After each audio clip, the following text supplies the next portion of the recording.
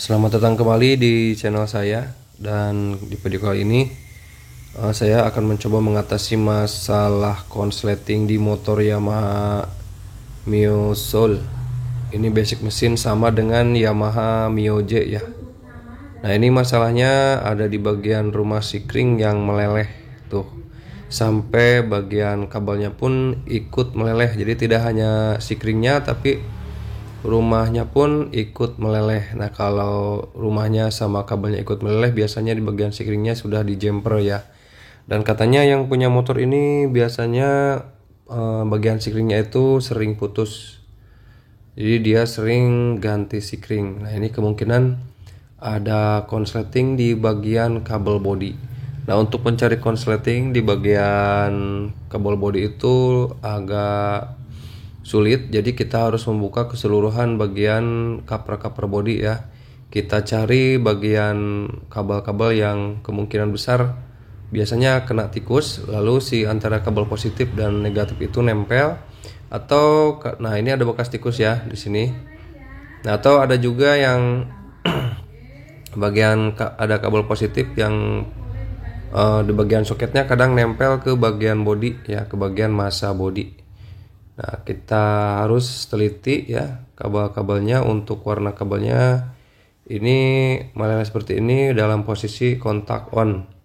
Jadi kalau off itu katanya dia aman, tapi kalau setelah di on kan sikringnya itu rentan putus. Nah, untuk masalah seperti ini sekali lagi kita harus bongkar bagian covernya dan dicek secara teliti ya bagian-bagian kabel yang kemungkinan besar terjadi konsleting. Untuk keseluruhan kabel sudah coba saya cek ya. Jadi untuk kabel bodi itu tidak ada konslet. Untuk di bagian kabel bodi tidak ada kabel yang terbuka yang menempel ke bagian bodi ya. Sudah saya ganti bagian rumah sikringnya. Nah, ini kebetulan tidak konslet ya. Jadi kadang ini kadang konslet, kadang tidak ya.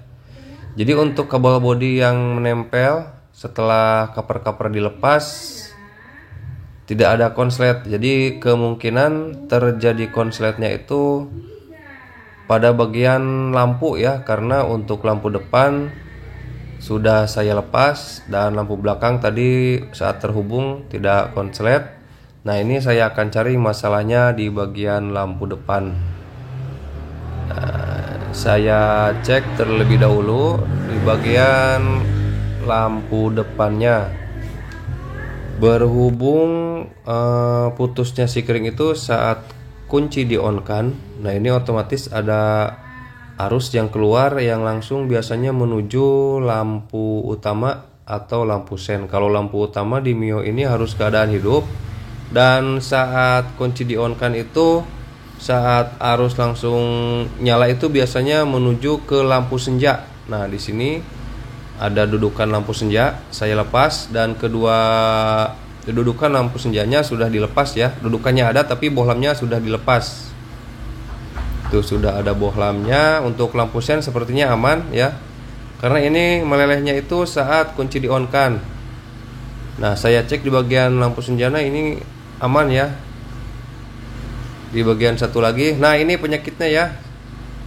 Nah, ini bagian dudukan dari bohlam sennya itu dari dudukan arus positif dan arus negatif itu menempel. Nah, ini penyakitnya sudah ketemu ya, ada di bagian depan dan di bagian dudukan lampu senja. Ini berhubung kalau di on kan itu arus positif langsung masuk ya ke bagian lampu senja, jadi lampu senjanya itu langsung nyala.